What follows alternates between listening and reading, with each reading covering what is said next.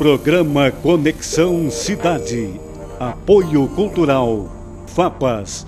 Faculdade Palotina de Santa Maria. Há 15 anos construindo histórias de sucesso.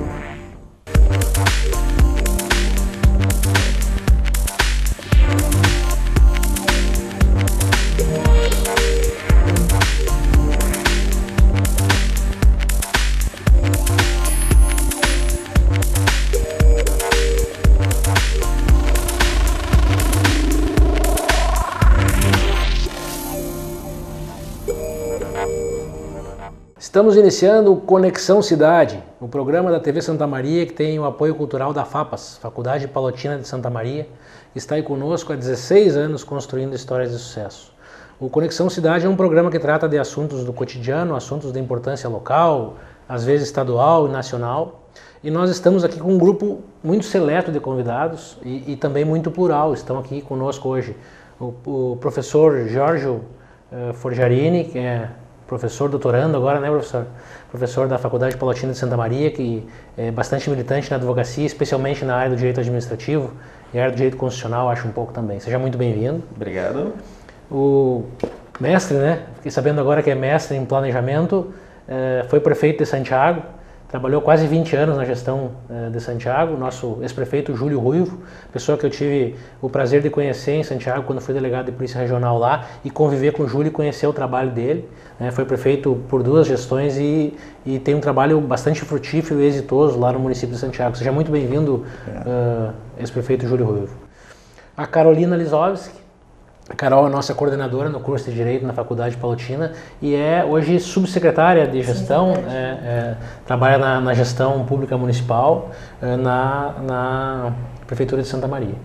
E aqui o estreante no Conexão Cidade e também querendo alçar um voo na política. Quando digo na política é porque está aparecendo uma representação política em sentido amplo, não vamos falar aqui de partido, mas enfim, alguém que está se mostrando interessado com as questões políticas. O Giuseppe Resgo, Pepe, né? Pepe, pode ser. Pepe, formado em Direito agora há pouco, é alguém que nós estamos trazendo aqui para que a gente tenha ideias novas e possa pluralizar o debate. Seja muito bem-vindo, Pepe. Obrigado pelo convite. Então a ideia de hoje é a gente falar um pouco sobre assuntos do cotidiano, especialmente sobre a questão política e uma eleição que está se avizinhando aí, e o que isso pode repercutir para nós, né? Num momento bastante complicado no cenário público nacional. E aí eu começaria lançando uma pergunta para quem quiser responder, que é a seguinte: a gente vota mal? Porque as pessoas dizem, os nossos representantes que estão eleitos lá e que às vezes não fazem as coisas que a gente pretendia, e tudo isso que a gente está vendo de malversação do recurso público, um pouco de corrupção, um pouco de falta de gestão, desmandos em geral, essas pessoas nós que colocamos lá. Então é senso comum que a gente vota mal. Mas eu pergunto assim, a gente vota mal ou a gente não consegue quebrar esse sistema, quebrar esse mecanismo e a gente não consegue acessar talvez aquelas pessoas que talvez fossem as pessoas mais qualificadas, política ou tecnicamente, para ser os nossos representantes? Olha, Marcelo, já que tu me intimaste aí a fazer os primeiros pronunciamentos, primeiramente saudar todo mundo, eu gostaria de dizer que a nossa representação política ela é fiel à nossa população, de uma maneira ou de outra. Tanto no que diz respeito à formação, tanto no que diz respeito à índole, podemos dizer assim. A democracia ela tem uma série de peculiaridades e uma delas são os seus custos extremamente altos. E uma população que se pretenda democrática tem que aceitar esses custos de uma maneira ou de outra. O processo decisório numa democracia ele é lento, ele é demorado, ele é custoso e ele nem sempre vai contemplar aquilo que nós individualmente queremos. Um processo de licitação, por exemplo, já que estamos falando de administração pública, um processo de licitação ele é demorado, ele é burocrático, ele é chato, né? Nosso amigo Júlio aqui deve saber muito bem disso e muitas vezes contempla a aquisição de um produto que não é exatamente o ideal para solucionar o interesse público. No entanto, o processo licitatório ele é democrático na medida em que abre a possibilidade de diferentes fornecedores contratar com a administração pública e mais. Garante publicidade àquela contratação de uma maneira que todo munícipe, todo cidadão possam acompanhar aquele procedimento. Então isso é apenas para a gente ter uma ideia do quanto a democracia torna as coisas custosas e torna as coisas demoradas. Significa, portanto, que nós vamos abrir mão dessa democracia em prol de um suposto bem comum? Não. Por quê? Porque eu nunca posso ter certeza da índole daqueles que estão no poder. Nós temos que partir dessa premissa. Hoje em dia nós temos uma ideia pairando no ar aí de um salvacionismo. Chegarão senhores alados, vestidos de farda, em cavalos brancos, que vão acabar com a corrupção no mundo. Não, não vão. Não vão, não vão. Isso eu afirmo categoricamente. Mas o que eu quero dizer é que o povo brasileiro tem que se acostumar com essa responsabilidade que é a democracia. O poder, ele vem sempre acompanhado de uma incumbência, de uma responsabilidade, e o povo brasileiro deve sim assumir essa responsabilidade. O que eu quero dizer hoje é que se nós temos uma política corrupta, é porque o povo brasileiro quer a corrupção. Nas pequenas coisas, e isso sim, isso reverbera com muito maior eco nas instâncias superiores. Isso significa, portanto, que o Brasil está perdido? Não, porque eu acho que nós somos menos corruptos, inclusive, que países de primeiro mundo. Não vou ficar citando aqui para não ficar melindrando, mas tem países de primeiro mundo que há pouco tempo atrás, em escândalos de corrupção, foram 400 parlamentares presos. O que eu quero dizer? Eu quero dizer que nós estamos vivendo um choque de realidade. Toda aquela sujeira que ficou escondida debaixo do tapete por décadas e décadas e décadas está aparecendo. Nossa autoestima está lá embaixo, só que nós temos que nos reerguer. Dá tempo ao tempo. Eu acho que as coisas com o tempo devem melhorar. Isso se não degringolar, né, com essas medidas extremadas e absurdas que alguns propõem por aí. Pode, claro. Então, queria, na verdade, pegar um gancho nessa fala do professor Giorgio, para que a gente também não esqueça, muitas vezes, que, em que pese pareça que a gente esteja padecendo pelas questões relacionadas à corrupção há bastante tempo, e aí vem aquela tese de que agora estão sendo desvendadas as questões, mas isso sempre existiu. De qualquer sorte, nós somos uma democracia consideravelmente jovem. Né? Nós temos uma Constituição que, ela está fazendo esse ano 30 anos, e ela que estabeleceu o regime democrático que a gente tem hoje. Então, claro que é um tempo considerável para já tomar tenência de várias questões, mas se a gente comparar com alguns outros países, como costumeiramente a gente faz, por uma questão histórica, jurídica, a gente olha para o lado também para ver como as nações se organizam, nós estamos vivendo agora coisas que outros países já viveram em outros momentos. Então a gente está experimentando uma reorganização, uma reestruturação. Alguns dizem que é uma limpeza, não sei se isso é uma limpeza, a gente não sabe que resultado isso vai ter, mas a gente está experimentando elementos e fatores e resultados que são naturais do processo democrático e que talvez a gente não tenha experimentado pela juventude da nossa democracia. Então isso faz parte também do processo. Talvez o que a gente esteja vivendo agora já tenha sido vivido parecido de alguma forma ou de outra numa Revolução Francesa, quando a população se deu conta que, ter um palácio com portões de ouro com o dinheiro do povo não é adequado. E aí, cada um a seu tempo teve um modo de reivindicar isso. A Revolução das Panelas na Islândia. Sim, assim. Então, exato. Então, na verdade, várias outras nações já passaram por isso. Então, não é o momento de achar que tudo vai acabar e que não tem solução, ou ainda de achar que as pessoas vão se tornar verdadeiros salvadores ou heróis. A gente tem que ter muito cuidado nesse sentido também de se vincular à figura dos heróis que vão salvar a nação de problemas. Na verdade, a gente tem um processo que talvez historicamente a distância vai nos ajudar a olhar, porque a gente consegue enxergar e avaliar melhor com um distanciamento histórico, e talvez a gente vivendo esse processo a gente não tenha esse contato, mas não é alguma coisa assim tão extraordinária do ponto de vista global se a gente for olhar os processos democráticos, né? Então, talvez, como eu disse, pela juventude do nosso sistema a gente esteja passando agora, mas não é uma coisa impensada, né? Claro, tem que ser pensado, nós somos convidados a refletir, talvez estamos tendo o privilégio de passar por isso, para daqui a um pouco ter um cenário diferente. O que eu queria mencionar é que, como o professor bem mencionou, a questão da o que a democracia traz, né? Os problemas da democracia.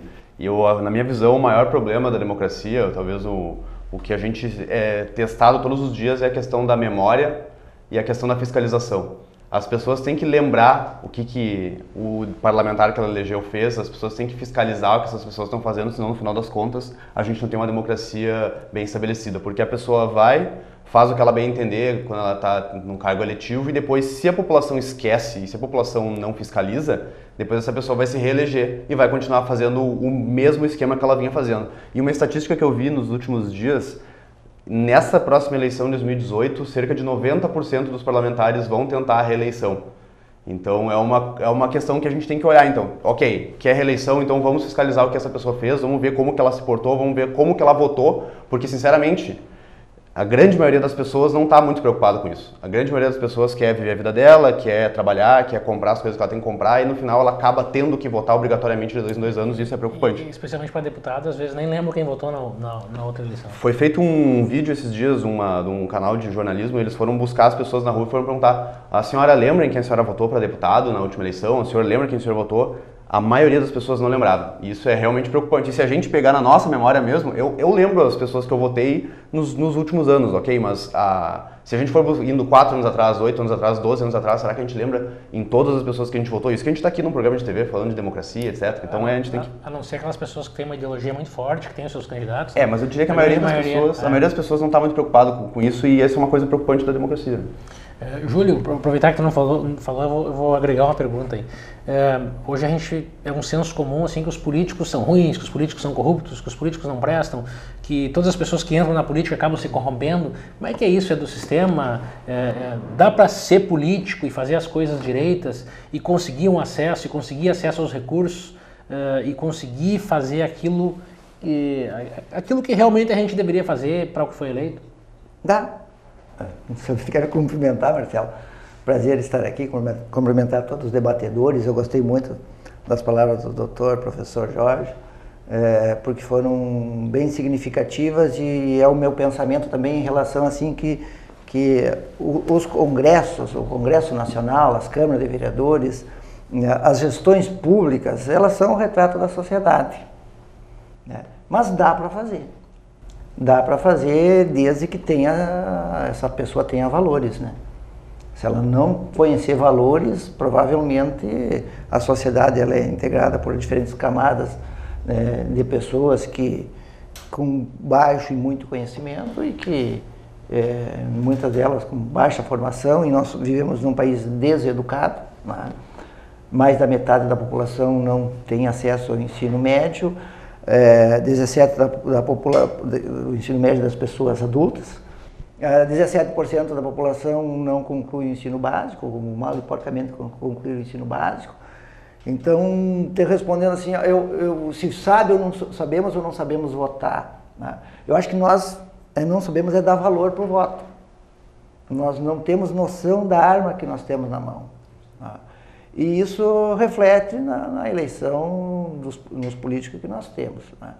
Então, aquelas pessoas que se identificam, e a gente vai olhar o programa de TV, o programa político, tu vai ver quem vota naquele determinado candidato é quem se identifica com ele. E muitas vezes, sem ter um mínimo conhecimento do que ele fez na vida, não olha para o passado dessa pessoa, né?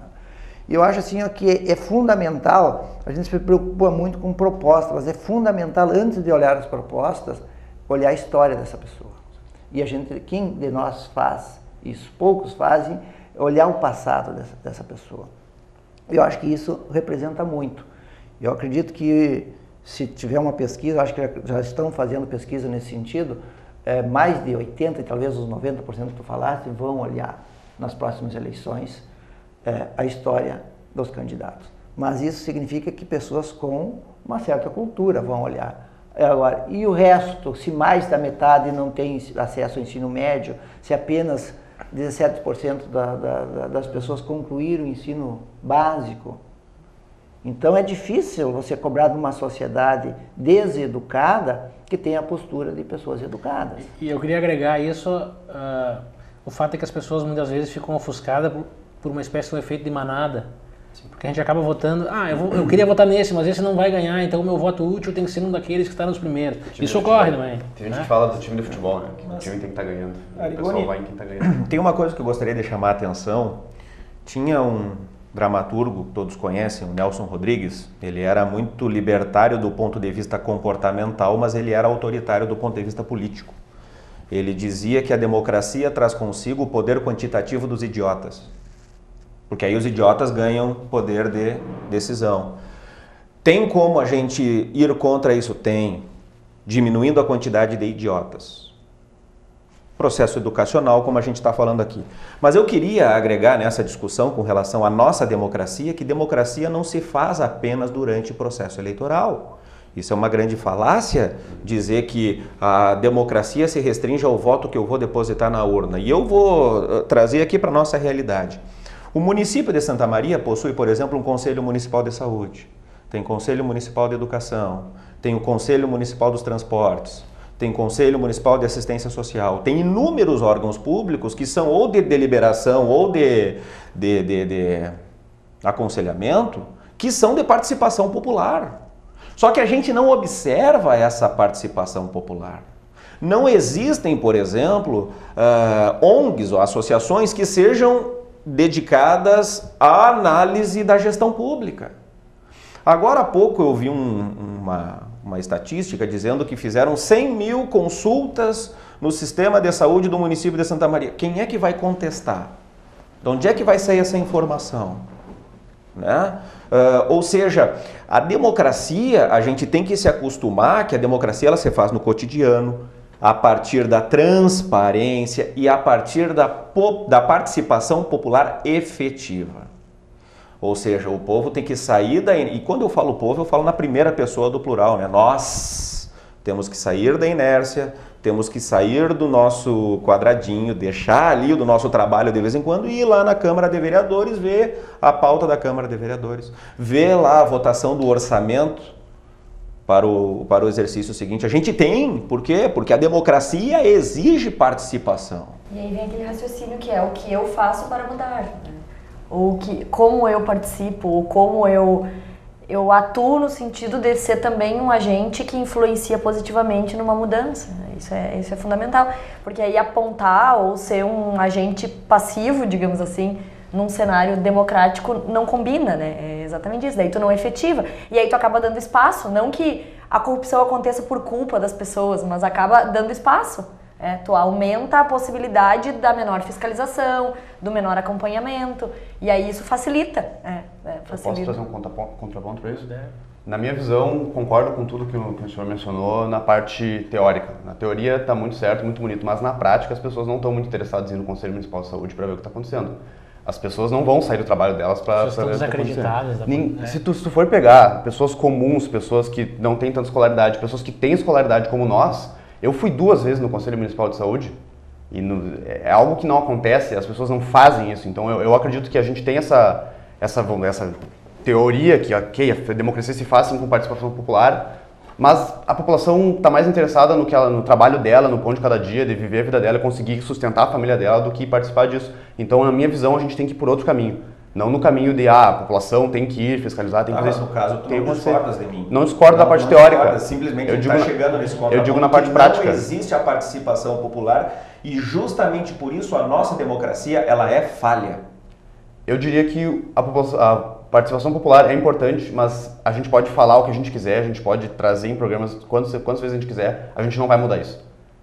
A gente não vai fazer a pessoa sair de casa e pensar, hoje eu vou fiscalizar. Isso não acontece. Sim, mas daí tu pensa também que daí é fácil cobrar, então, uma eficiência também sem que tu colabore de algum jeito. Ou, por exemplo, quando eu chego numa sala de aula de um curso de Direito e eu pergunto, quantos aqui têm alguma aspiração de colaborar de uma forma, enfim, num cenário, numa mudança? Bom, eu posso colaborar, mas eu vou ser daí então procurador do Estado, eu vou ser isso, eu vou ser aquele outro, mas ninguém se habilita, ninguém dá o seu nome para colocar talvez por aquilo que está envolvendo hoje uma pessoa vinculada à política, que a gente sabe que hoje tem inclusive um preconceito, né, vinculado à figura dos políticos. É muito difícil assumir um cargo público eletivo hoje, no sentido do que a população enxerga, né? E o ex-prefeito pode confirmar isso no sentido de que muitas vezes se escuta coisas que vêm de um senso comum da categoria, da classe política, né? E é complicado também, tu pergunta... Como é que é montar a equipe, isso? Porque o prefeito, quando se elege lá, ele tem os compromissos políticos dele. E aí ele tem a questão política e a questão da gestão, né? Por exemplo, a Carol é uma secretária, foi secretária, agora é subsecretária técnica. Mas os técnicos são pessoas que estão ocupando cargos da força política ali. Então eu pergunto pro Júlio, como é que é fazer essa composição para colocar pessoas que consigam fazer a gestão? Só para fechar, porque às vezes eu fico pensando se o que é pior é a corrupção, a roubalheira ou a má gestão. Porque talvez pela má gestão vá mais dinheiro para o ralo do que pela corrupção. E a má gestão porque às vezes nós temos, e eu diria assim, na maior parte das vezes, pessoas que não deveriam estar naqueles postos onde elas estão. Essa é uma dificuldade assim, que eu percebo, assim, que a primeira coisa que alguém que se elege, né, prefeito, vai comandar um município, uma nação, que teria que definir, no meu modo de ver, eu fiz isso lá, é definir que modelo vai praticar, né? Na hora que ele define o modelo, e aí as pessoas, na maioria das vezes, são meramente políticos, foram tirados lá da sociedade para exercer o cargo de prefeito, ou de governador, ou de presidente da República, sem nenhuma formação. Mas assim, quando as pessoas são tiradas, por exemplo, a Carol, que conhecia a administração, foi tirada para fazer. Mas às vezes são pessoas que não são nada lá na cidade, entendeu? Que elas daí daqui a pouco ela é secretária de alguma coisa. Mas isso eu acho, porque aí que eu digo assim, a definição de modelo é importante, porque se o gestor ele tiver essa noção, ele vai fazer a opção do modelo que ele vai seguir, né? Se ele vai fazer um modelo político, ele vai pegar o partido, ele vai pegar quem ele traz mais votos. Quem o partido indicar, que é o que mais se usa no país. Tem que pensar um modelo ultrapassado. Sustentação na Câmara. Cá entre nós, é um modelo ultrapassado. Esse modelo fracassou, já está fracassado no país e continuam fazendo as mesmas coisas. Pegar o modelo europeu ou americano é bem diferente. É bem diferente. Então, assim, eu fiz uma gestão técnica. Eu escolhi pessoas com capacidade técnica, tanto é que na minha primeira gestão eu tinha pessoas, no mínimo com pós-graduação.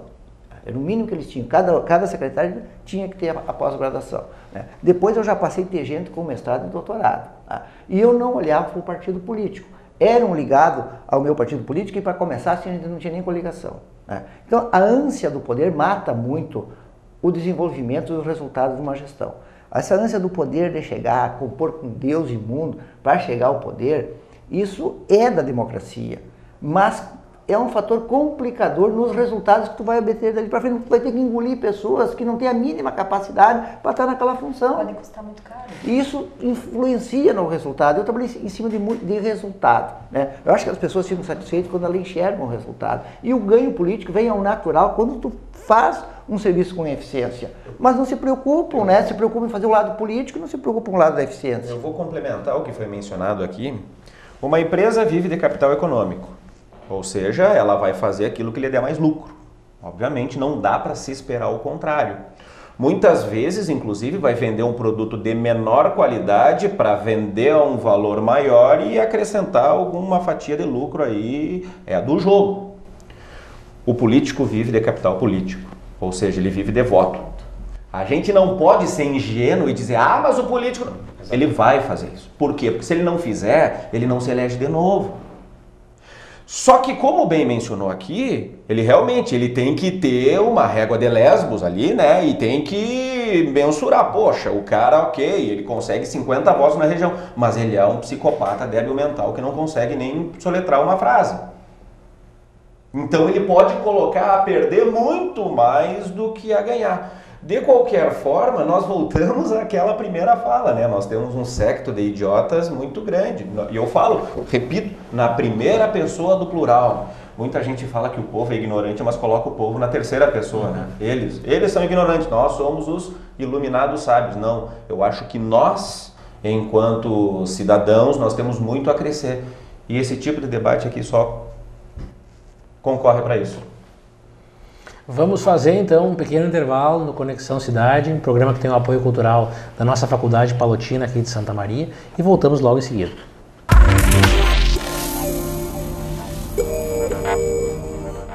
Programa Conexão Cidade. Apoio Cultural. FAPAS, Faculdade Palotina de Santa Maria. Há 15 anos construindo histórias de sucesso. 6 de dezembro de 2001. Nascia uma instituição de ensino superior com a missão de promover e valorizar o ser humano, fortalecendo a cidadania através da excelência no ensino de graduação, pesquisa e extensão, e de sua atuação em prol da sociedade.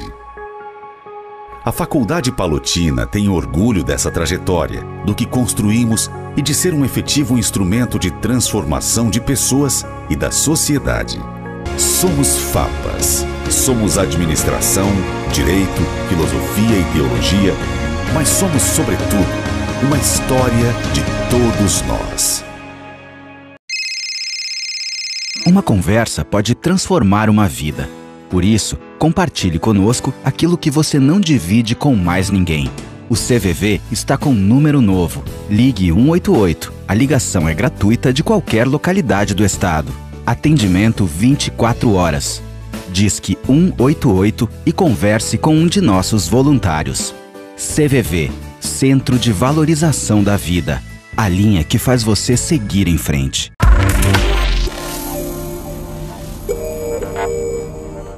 Retornamos no Conexão Cidade, o programa da TV Santa Maria que você assiste pelo canal 19 da NET. Também pode assistir pelo Facebook, pelo YouTube, pode assistir até no celular, clicando em cima do link do programa. E ao final ele fica gravado na internet para você assistir em qualquer momento. O programa de hoje é sobre assuntos do cotidiano, especialmente nós estamos falando sobre o atual momento que nós vivemos no país, com a eleição que se avizinha, e de que maneira que a gente pode pensar isso para a gente fazer alguma coisa para pensar num horizonte melhor, em mudança, uma quebra de paradigma com relação à política e à gestão, por tudo que nós temos visto ocorrer no nosso país. Estão conosco aqui o professor Jorge Forjarini, o ex-prefeito de Santiago, Júlio Ruivo, a nossa professora coordenadora do curso de Direito da FAPAS e secretária aqui no município de Santa Maria, Carolina Lisowski, e o Giuseppe Resgo, formado em Direito, mas já aí com uma veia, com uma representação política e talvez uma dessas novas lideranças aí para a nossa cidade, para o futuro, que a gente já está indo já do meio para o fim, nós temos que aproveitar e formar novas lideranças, né, para que a gente tenha pessoas com capacidade de pensar a questão política de forma geral, e isso eu digo independente da questão partidária. Nós vamos retomar o assunto aí, eu vou retomar com o Pepe aqui. O que nós podemos fazer para quebrar a roda aí, para que as coisas sejam melhores? É uma pergunta bem difícil, na verdade. O que a gente pode fazer? O que a gente pode fazer? A gente pode fazer muita coisa, né? Tem gente que sugere a gente refazer a nossa Constituição, tem gente que sugere a gente fiscalizar melhor as atividades do município, tem gente que sugere a gente votar melhor, tem imensas possibilidades, né? Eu diria que a gente tem que pensar em questões práticas e pragmáticas. O que pode ser feito sem ficar criando teorias mirabolantes e ficar muito na teoria. Eu prefiro ir mais para a prática, assim. Eu diria que a primeira coisa a se fazer é, antes de votar em alguém em 2018, é estudar o histórico da pessoa, saber quem ela é, saber o que ela pensa e ver se essa pessoa está de acordo com o que tu pensa. Esse é o primeiro ponto, assim. E depois se sentir representado por aquele deputado, ou aquele presidente, ou aquele governador. E depois fiscalizar essa pessoa. Eu diria que é o mínimo, assim, o primeiro ponto. Depois, claro, a gente pode teorizar por horas sobre o que pode ser feito para melhorar a democracia no Brasil, mas eu diria que esse ponto principal é o mais importante, assim. Saber quem está votando em 2018, lembrar de quem é aquela pessoa e depois fiscalizar o trabalho dela. Eu concordo. Acho que assim a sociedade está tão desiludida, né? E eu acho que a primeira coisa, eu não sei como é que vamos fazer para superar essa desilusão, porque é enorme, né? Eu não sei qual é que vai ser o resultado do pleito. O resultado não é quem vai ganhar, quem vai se eleger, mas o que isso vai trazer, né? E parece para vocês que nós temos um vácuo de candidatos? Ou não, é só para ninguém quer um desinteresse total, né? Por causa, é uma tristeza, né? Hoje tu olhar o noticiário e só ver notícias ruins nesse sentido. A corrupção é muito grande no país e a gente sente, assim, ouvindo os debatedores falando na participação que a democracia oferece para as pessoas gratuitamente, porque nós vivemos em tempos que não existia isso, mas hoje está ali de graça e a representação nos conselhos, por exemplo, que é uma forma democrática das pessoas opinarem, de deliberarem, né? Hoje ela quem participa, nada contra, porque são pessoas com grande capacidade cultural, de conhecimento, mas são pessoas já aposentadas. Se tu for olhar, quem representa os conselhos municipais? Pelo desinteresse, quem trabalha não quer lá participar, aquele que talvez esteja mais preparado não quer ir, e assim acontece na representação política. Quem quer concorrer hoje para um cargo, né, político? Mulheres, por exemplo. Uma dificuldade. Não se acha mulheres para concorrer, né? É um desencanto completo por isso. E aí, quem é que se aproveita dessa situação? Eu diria mais do que desinteresse, mais do que desencanto, existe uma aversão. Sim. E no começo aqui, até você comentava, antes de entrar no ar, você falava de um pudor em falar em política, em fazer política, até uma criminalização da atividade política. Porque chega num ponto em que a gente propõe uma pauta política numa conversa, seja ela qual for, e já é censurado imediatamente, como se isso fosse algo intocável.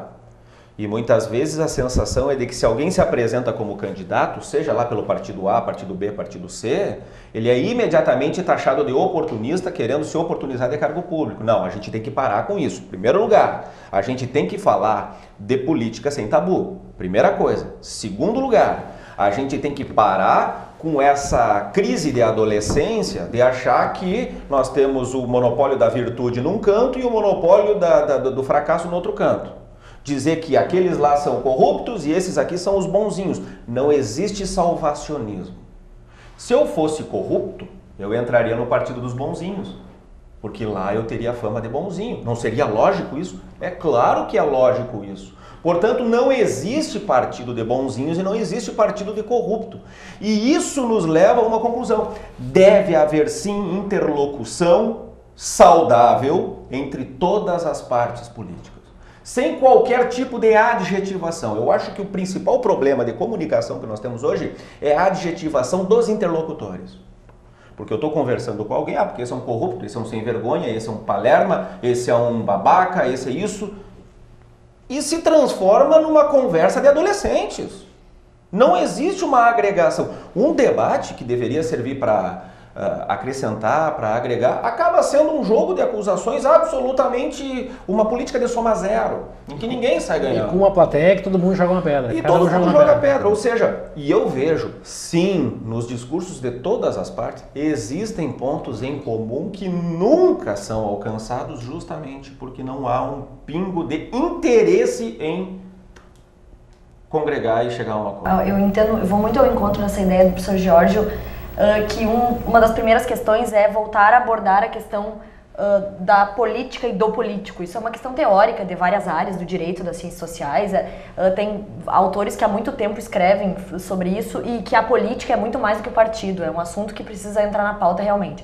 E outra coisa, voltando à pergunta do como mudar, o que fazer para mudar, é também tirar da pessoa, nós nos policiarmos no sentido de pararmos com o deslocamento da corrupção para os outros.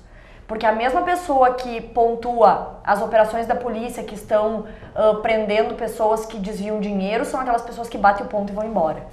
E aí quando tu diz que a corrupção está sempre no outro e não está no teu ato, tu também legitima. E aí eu pergunto, nós somos corruptos porque eles são ou eles são corruptos porque nós somos? Então assim, eu acho que deslocar o eixo da corrupção sempre para o exterior, para fora, traz uma legitimidade para a ação. Então assim, sim, é claro que tem que salvar as proporções de uma mala cheia de dinheiro ou do estacionamento em local proibido, mas as duas questões são desvios daquela conduta esperada. Então assim, nós precisamos cuidar muito, porque quando a corrupção me favorece, eu já não acho mais que ela seja corrupção. Aí vem aquela teoria do jeitinho brasileiro. Então ela só é corrupção quando é do outro. E aí eu acho que talvez uma das formas de ação que possa parecer mais fácil, então, que ninguém vai sair do trabalho, ninguém precisa ir no conselho, ninguém precisa necessariamente se vincular a um partido, é que as pessoas se comprometam a fazer aquilo que é certo. E aí pode parecer bobagem, sei lá, eu desviar a vacina do posto que é só para a área, para as pessoas primeiro, grupo de risco. O grupo de risco. Ah não, mas essa aqui é pra menina que trabalha lá na minha casa, porque daí ela pode contaminar meus filhos, daí eu vou lá, tiro e levo. Só que são pequenas ações como essa que talvez legitimam as maiores, entendeu? E aí pode parecer simples, isso todo mundo pode fazer. Escolher não estacionar no lugar errado, escolher não usar a fila do idoso, enfim, são escolhas que a gente acaba fazendo no nosso cotidiano e que às vezes legitimam as ações maiores. A corrupção é muito maior do que nós todos imaginamos, né? A gente olha a corrupção como aquilo que aparece na televisão, os desvios de dinheiro, mas se nós somarmos aquilo que é desviado no dia a dia, em qualquer órgão público, começando pelo nosso município, é algo assustador. Começa pelo assistencialismo, pelos 30% dos servidores, em grande parte dos órgãos públicos estão detestados. Muitos deles a gente sabe que não existem, a doença não existe.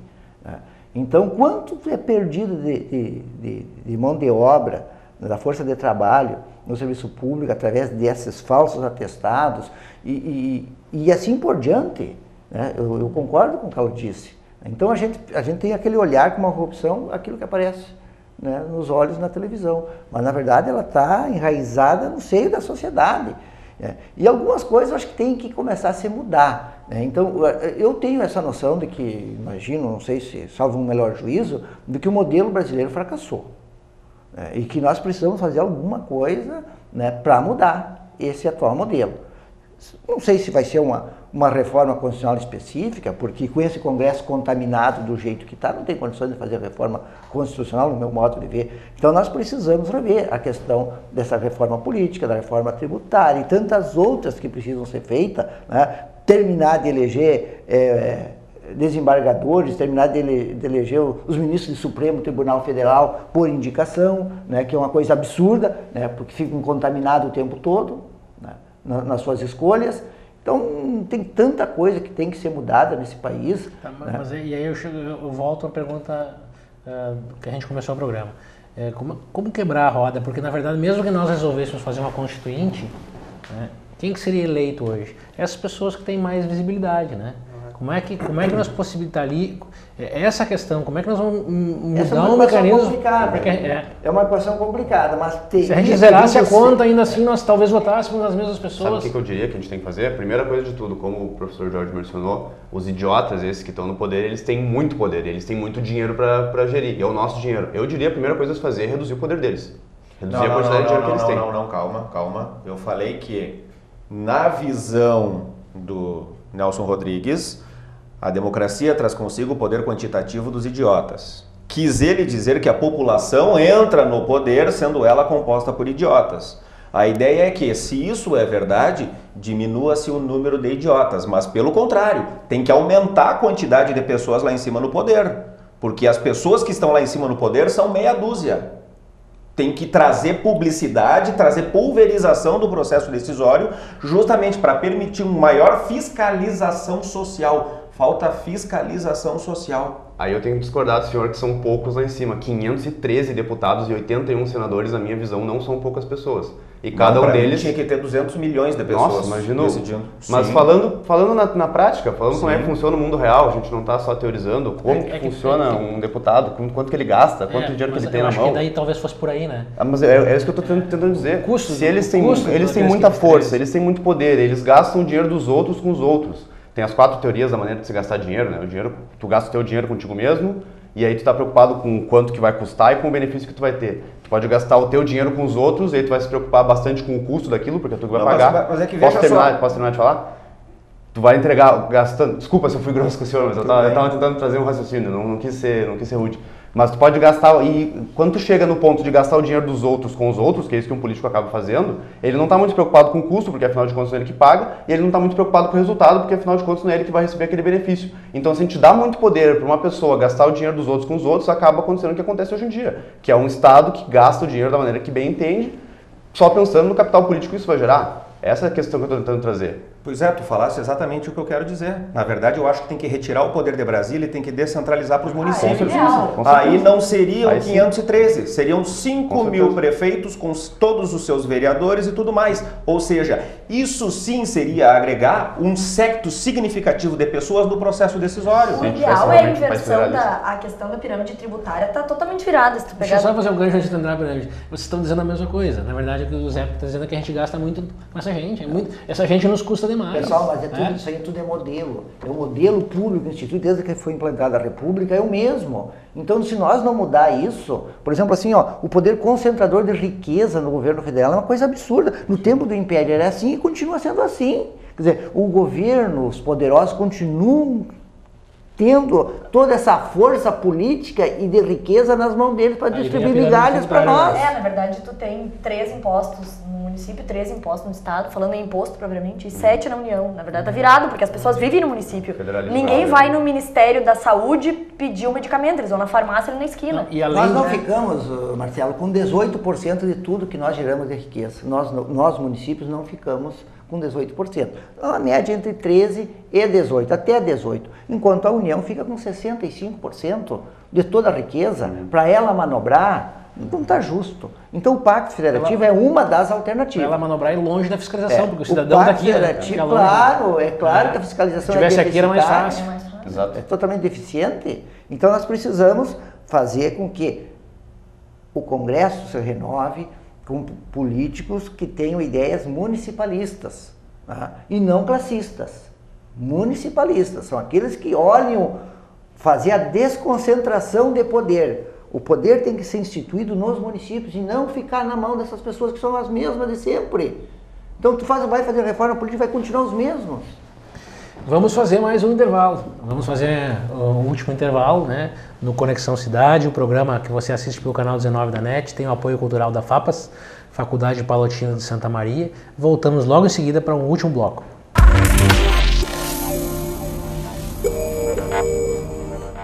Programa Conexão Cidade. Apoio cultural. FAPAS, Faculdade Palotina de Santa Maria. Há 15 anos construindo histórias de sucesso. 6 de dezembro de 2001. Nascia uma instituição de ensino superior com a missão de promover e valorizar o ser humano, fortalecendo a cidadania através da excelência no ensino de graduação, pesquisa e extensão, e de sua atuação em prol da sociedade. A Faculdade Palotina tem orgulho dessa trajetória, do que construímos e de ser um efetivo instrumento de transformação de pessoas e da sociedade. Somos FAPAS. Somos administração, direito, filosofia e teologia, mas somos, sobretudo, uma história de todos nós. Uma conversa pode transformar uma vida. Por isso, compartilhe conosco aquilo que você não divide com mais ninguém. O CVV está com um número novo. Ligue 188. A ligação é gratuita de qualquer localidade do estado. Atendimento 24 horas. Disque 188 e converse com um de nossos voluntários. CVV, Centro de Valorização da Vida. A linha que faz você seguir em frente.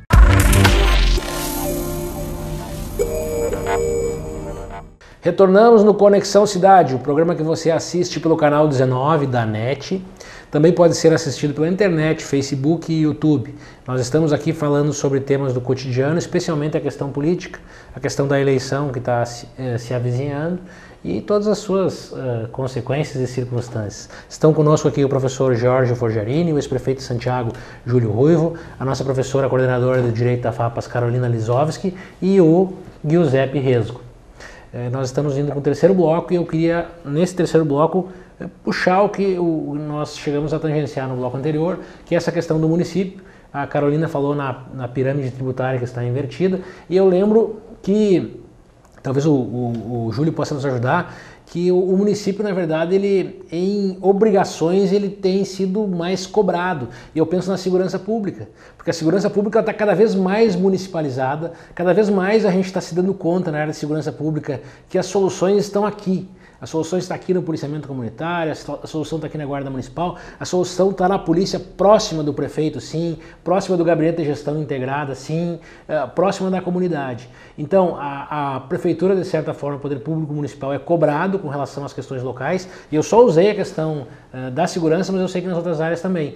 E não vem os recursos, não vem a devida contrapartida com relação a isso. Então, eu queria perguntar especialmente para vocês que estão na área, o Júlio foi prefeito por 2 mandatos, e a Carolina está na gestão municipal. Como é que é gerenciar isso? Olha, assim, o que a gente vê, isso é claro que no município tu tem uma fiscalização muito mais eficiente, né? Porque todo cidadão tem condições de ser um agente fiscalizador. E eu vejo assim que a grande maioria faz. Agora, a gente perde o controle quando as coisas se ampliam, saem das mãos do território municipal. Então toda a política de territorialização, e eu sou um defensor das políticas de território, né, elas são muito mais eficientes, E essa desconcentração de recurso, né, que hoje é completamente concentrada nas mãos da União, ela precisa ser invertida. E o governo federal, ele há muitos anos, ele não quer abrir mão disso. Então, por isso assim, que a gente tem que ter essa ideia de municipalismo, para que essa representação, ela se fortaleça e ela vá lutar para que aconteça essa reforma. De vir mais recursos que é os 25%, 25% para o Estado, 25% para os municípios, e a União fica com 50%, ela vai ficar com muito dinheiro ainda. Só que o que você fez hoje, desde a Constituição, a nova Constituição, é que se municipalizou praticamente todos os serviços e largou tudo no colo do município. Um exemplo típico desse é a saúde.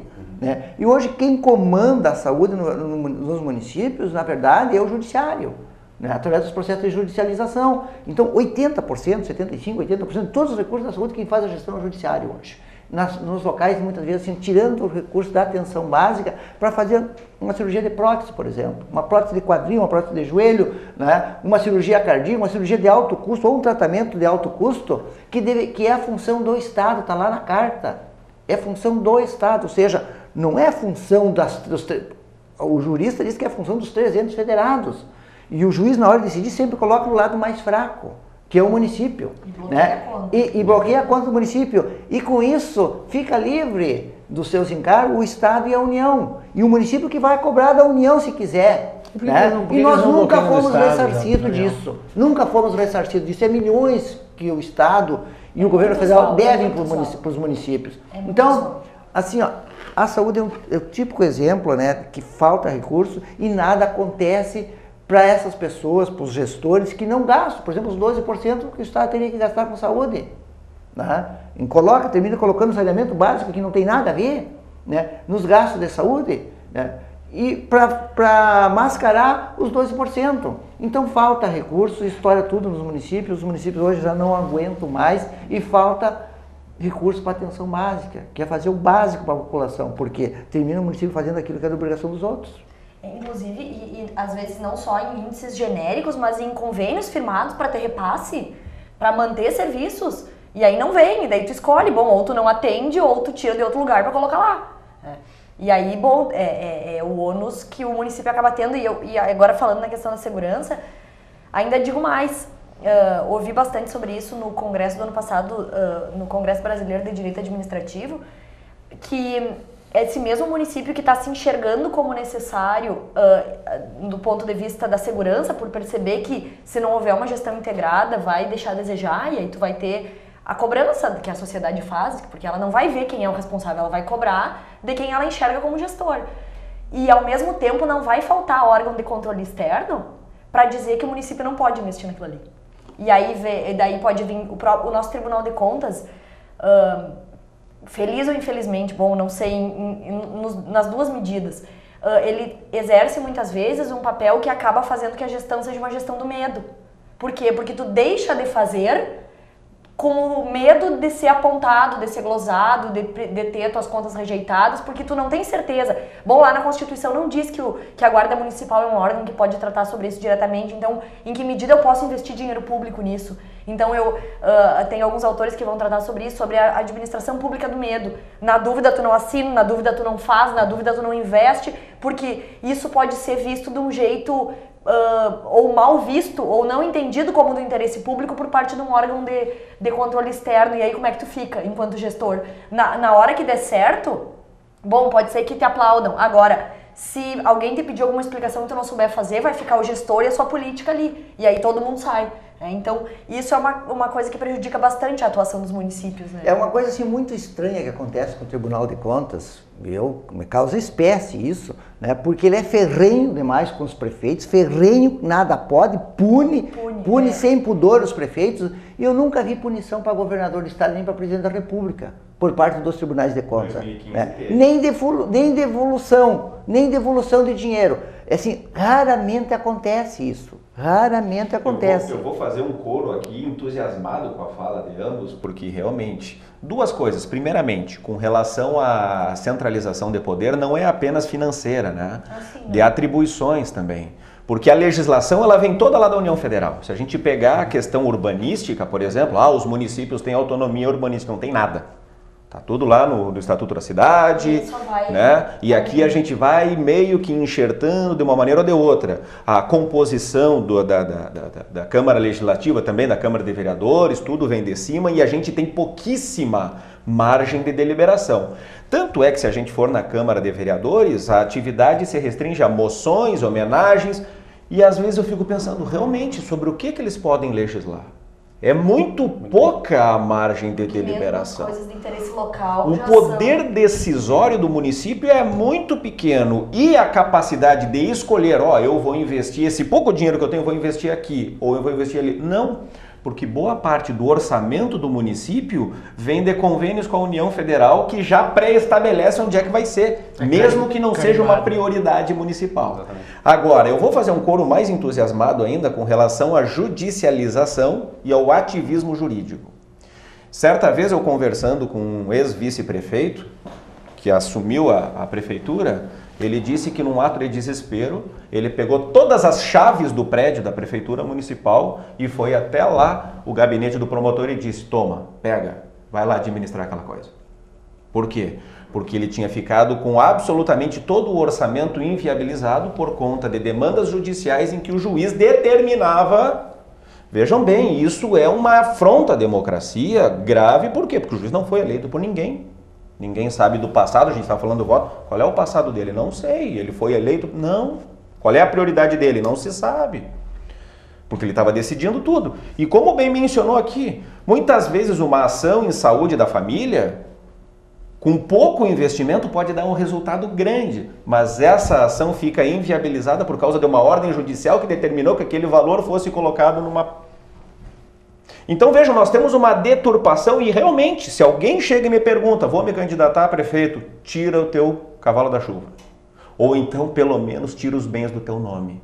Porque a probabilidade de tu gastar muito dinheiro com advogado é grande. Para um amigo recém-bacharel aí é um ótimo nicho. E a possibilidade de vir a ser glosado pelo Tribunal de Contas por bobagens, e aqui eu afirmo categoricamente, bobagens, é grande. E ainda fica com o nome sujo como se fosse corrupto por aí. O orçamento do município de Santa Maria é algo em torno de...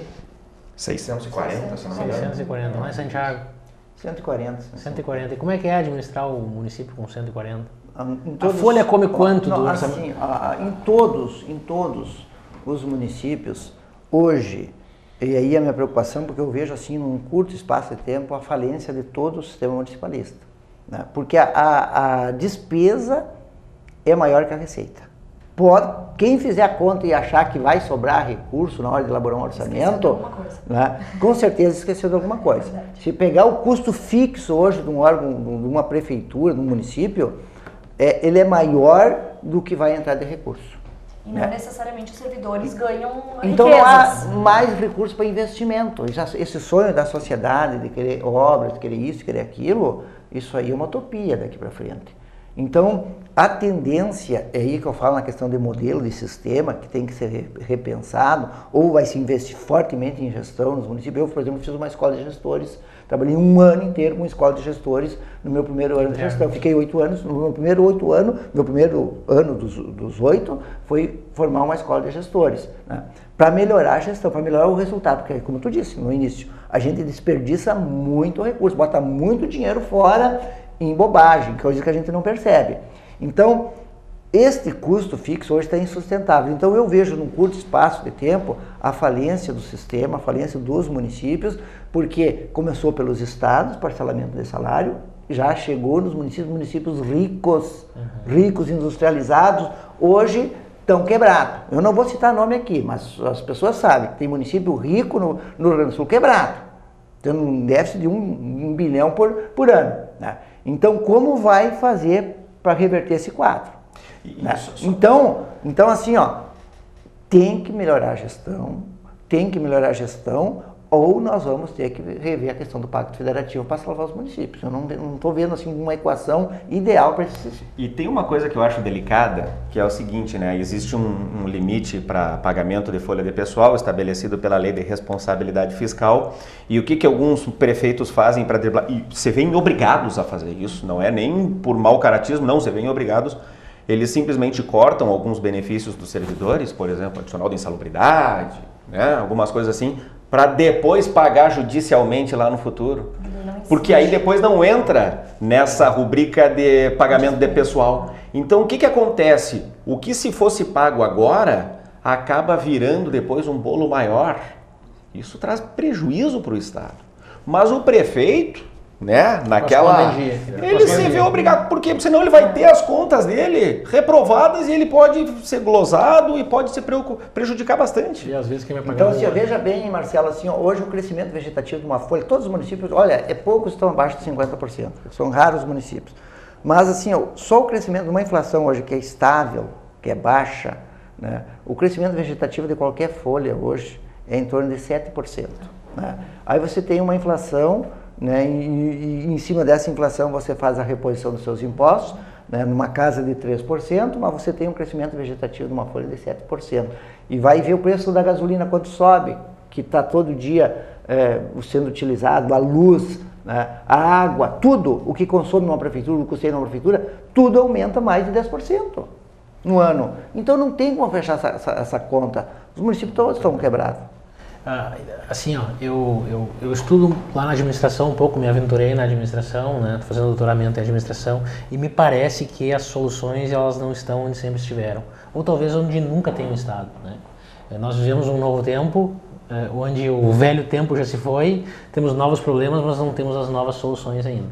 E já nos encaminhando para o final, eu queria saber de vocês assim, ó, não parece para vocês que a saída disso tudo é inovação? Inovação no sentido de buscar recursos de outra maneira, e eu queria ver talvez com o Giuseppe, na nova tecnologia, não sei, achar outras maneiras, porque nas maneiras antigas, nessa questão dos impostos, da maneira como foi feita sempre, nós não conseguimos mais. Como o Júlio disse, o Estado vem parcelando salário, nós estamos há quase 3 anos com o salário parcelado. Os municípios começaram a parcelar salário. E me parece que se nós não buscarmos alguma alternativa que talvez esse mundo novo nos proporcione, nós não vamos conseguir mais gerir, seja o município, o Estado ou a União. Eu diria que tem muitas soluções, mas seria muito arrogância nossa aqui dar uma solução, né, para o problema que a gente sabe que é extremamente complexo. Eu diria que a primeira solução é a gente repensar a maneira da gestão pública, né? Que a gente sabe que é extremamente difícil, por exemplo, se tirar algum benefício que a gente acha que a gente acredita que é injusto, alguns servidores que recebem um salário exorbitante ou que têm benefícios que não deveriam ser pagos e tudo mais, e também a questão da inovação, né? As prefeituras hoje são completamente analógicas, se a gente for ver. É muita papelada, é gente que está ali que acaba não fazendo muita coisa, porque então dá para a gente inovar na questão tecnológica, claro, com certeza, mas eu acredito que a maneira mais correta de a gente tentar mudar essa situação é no modelo de gestão de Estado, como o senhor bem mencionou.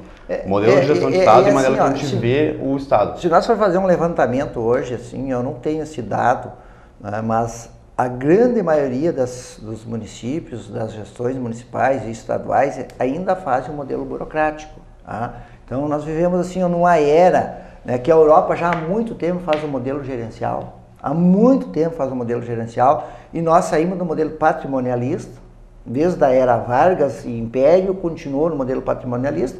Recentemente, né, o próprio Getúlio implantou esse modelo burocrático, veio com uma grande solução para modernizar, azeitar o funcionamento da máquina pública. Esse modelo burocrático exauriu e ninguém se dá por conta disso. Então, por isso que eu digo assim, ó, quem assume a gestão não é profissional, a gestão dos municípios, é muito longe de ser profissional, então ele não tem nem noção qual é o modelo que ele segue, e ele vai fazer o mesmo, vai fazer um modelo burocrático, um modelo falido, é um modelo falido. Então, o modelo gerencial que a Europa já pratica há muitos e muitos anos, né, e que daria para ser copiado, e que as empresas privadas de sucesso executam, dificilmente uma prefeitura faz o modelo gerencial.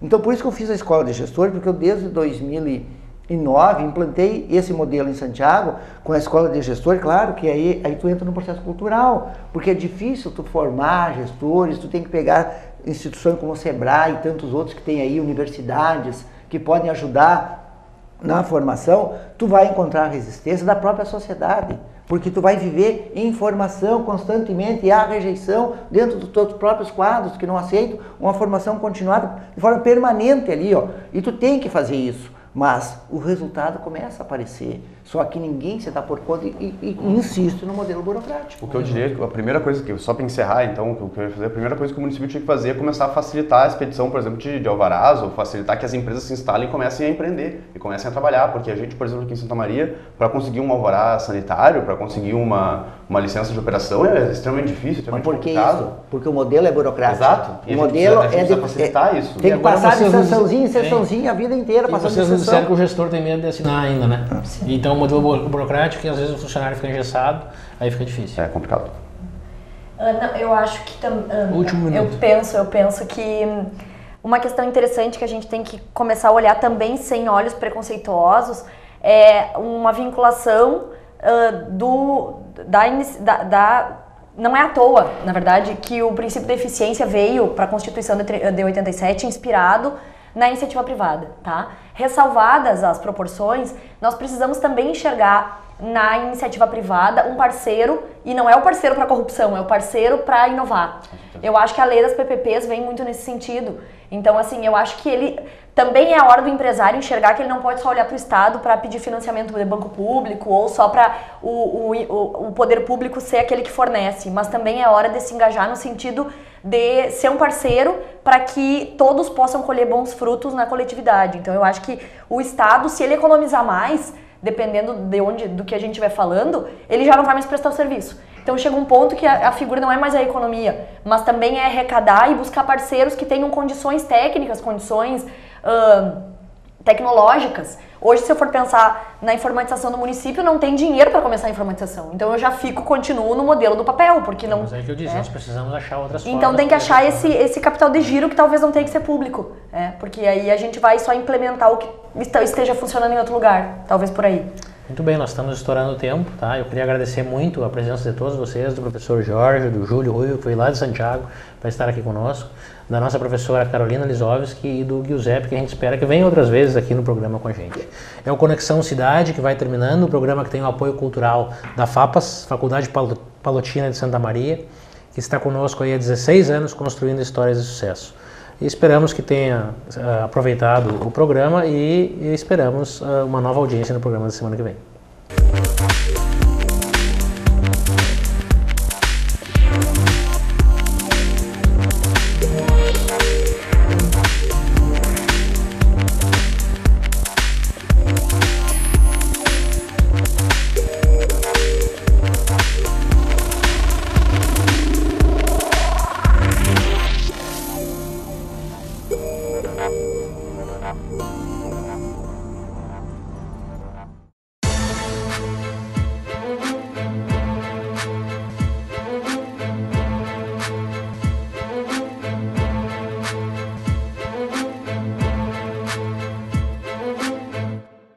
Programa Conexão Cidade. Apoio Cultural. FAPAS, Faculdade Palotina de Santa Maria. Há 15 anos construindo histórias de sucesso.